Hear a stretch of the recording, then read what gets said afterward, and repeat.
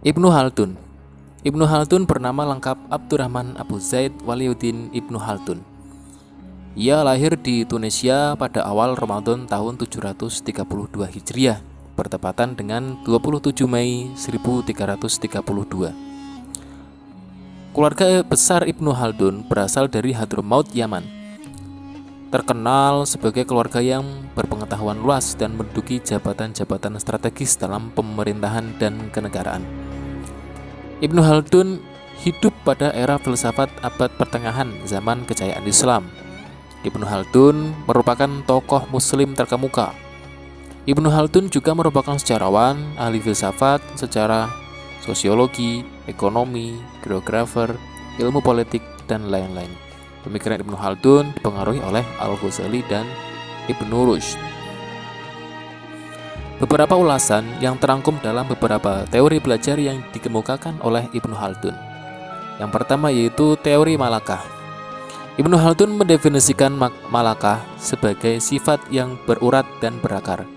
Sebagian hasil belajar atau mengerjakan sesuatu berulang kali, sehingga hasil dan bentuk pekerjaan itu dengan kokoh tertanam dalam jiwa.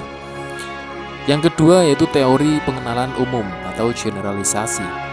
Prinsip generalisasi menekankan penguasaan peserta didik terhadap kaidah atau prinsip yang mendasari pengalaman seseorang tentang sesuatu, sehingga siswa akan lebih berhasil dalam mempelajari pengetahuan atau bahan pelajaran selanjutnya. Kemudian yang ketiga yaitu teori tadarruj atau berangsur-angsur. Menurut teori ini, suatu pembelajaran dianggap efektif apabila dilakukan secara berangsur-angsur, step by step, dan sedikit demi sedikit. Dan yang terakhir yaitu prinsip kontinuitas.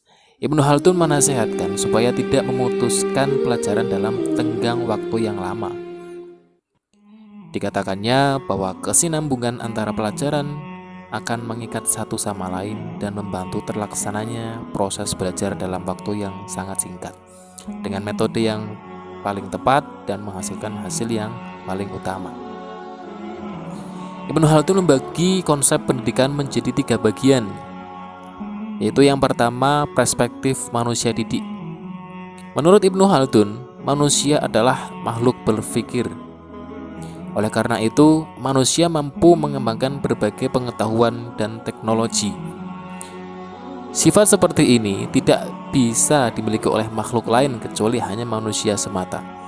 Lewat kemampuan berpikirnya, manusia mampu membuat suatu kehidupan dengan pola kehidupan masing-masing dan juga mampu menaruh perhatian terhadap